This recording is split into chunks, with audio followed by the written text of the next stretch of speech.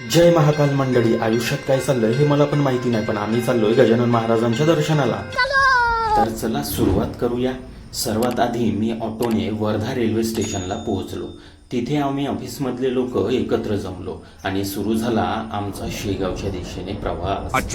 ट्रेनमध्ये बसल्यानंतर आम्ही प्रवासाची मजा घेत गप्पा मारत होतो.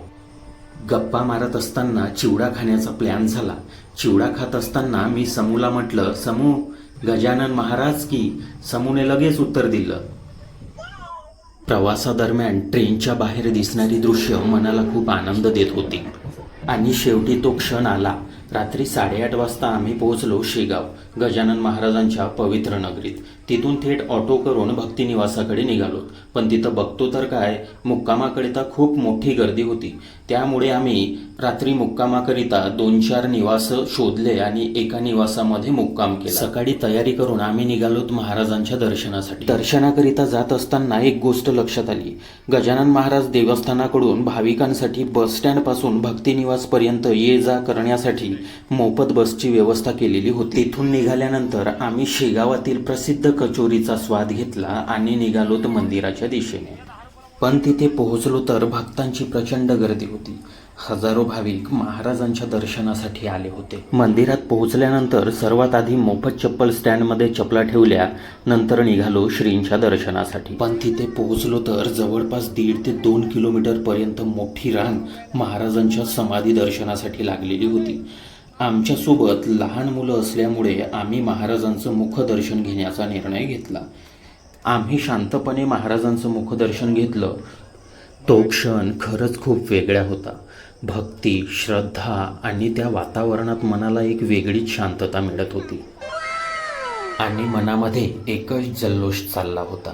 गण गण गणात बोते, गण गण गणात बोते, गण गण गणात बोते, जय गजानन महाराज. दर्शनानंतर आम्ही प्रसाद घेतला आणि मंदिर परिसरातील मार्केटमध्ये थोडा वेळ फिरलो. अच्छा, ठीक आहे, समज गया. त्यानंतर आम्ही ज्या लॉजमध्ये मुक्काम केला होता त्याचा खर्च जास्त असल्यामुळे आम्ही निघालो 20वा भक्तनिवास संकुलमध्ये. दुसऱ्या दिवशी सकाळी आम्ही निघालो महालक्ष्मी मातेच्या दर्शनासाठी.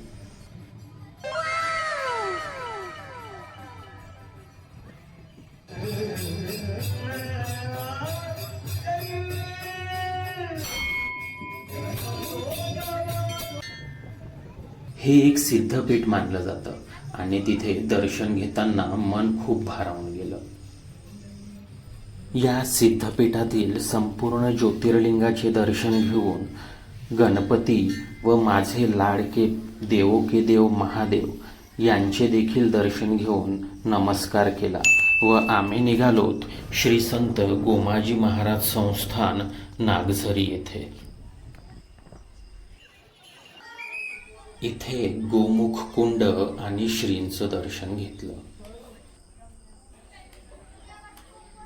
या ठिकाणचं वातावरणही खूप सुंदर आणि शांत होतं.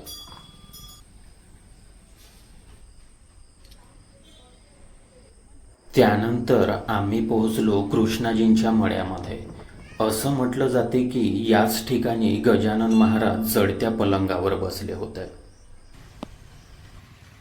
तिथून पुढे आम्ही त्या पवित्र ठिकाणी गेलो जिथे गजानन महाराज पहिल्यांदा लोकांना वडाच्या झाडाखाली उस्त्या पात्रातील अन्न खाताना दिसले होते.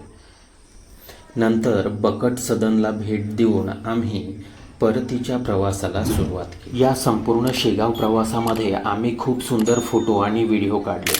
अशा प्रकारे पूर्ण झाला आमच्या श्री गजानन महाराजांच्या शेगाव नगरीचा भक्तिमय प्रवास. शेवटी एकच, जय गजानन महाराज.